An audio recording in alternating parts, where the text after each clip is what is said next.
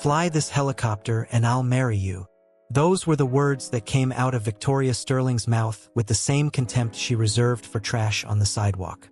At 31, the cold and calculating CEO of Sterling Aviation stood on a skyscraper helipad in Chicago, desperate to reach Detroit to close a $50 million deal. Her pilot had canceled at the last minute, and all replacements were unavailable. Then, out of nowhere, a scruffy black man stepped forward. His clothes worn, his beard unshaven, his eyes calm. "Miss, I can fly this helicopter," he said quietly.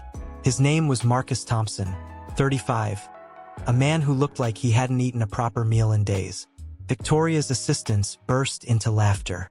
To them, Marcus was just another homeless man with delusions of grandeur.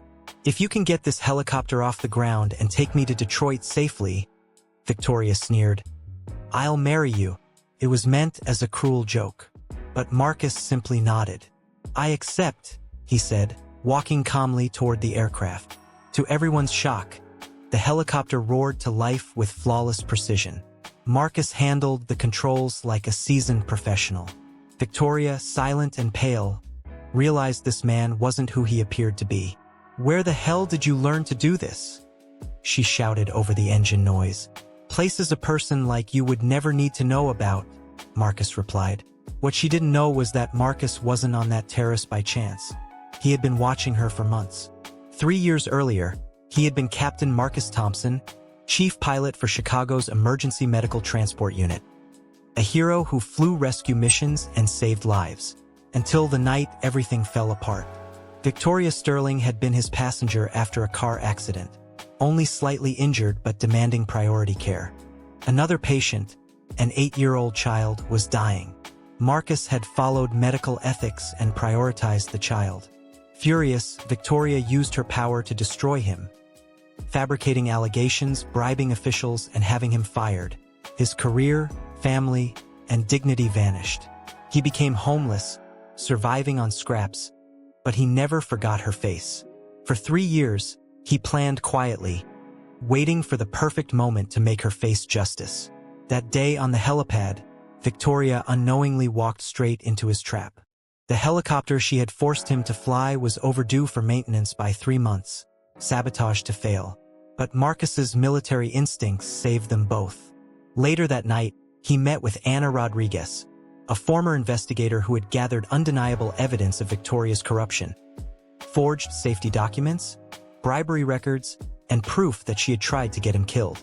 Together, they sent the evidence to federal prosecutors and major news outlets. By morning, chaos erupted. Reporters surrounded Sterling Aviation's building. CNN ran headlines. CEO tried to murder war hero. Her phones rang nonstop. Her lawyer dropped her. Her father, the company's founder, stripped her of all authority. Shares plummeted. And on live TV, Captain Marcus Thompson appeared, his medals shining, as he calmly declared, "Justice delayed is not justice denied. The truth always finds a way." When Victoria called him in desperation, Marcus's voice was cold and steady. "When you destroy someone's life out of arrogance," he said, "you're not just attacking a person, you're attacking every value that person stands for. You taught me cruelty. I'll teach you consequence." Within months, Marcus founded his own company, Thompson Aviation Services, funded by the millions she was ordered to pay in damages. Meanwhile, Victoria was bankrupt, abandoned by her family, and working as a receptionist at a veterinary clinic. The only job she could get with a criminal record for corruption and attempted murder. And so, the story came full circle. On the same terrace where arrogance once spoke, justice now stood tall. Marcus had not just reclaimed his life. He had turned the weapon of humiliation into the instrument of redemption. As the city skyline shimmered behind him, he whispered to himself, "Justice always flies higher."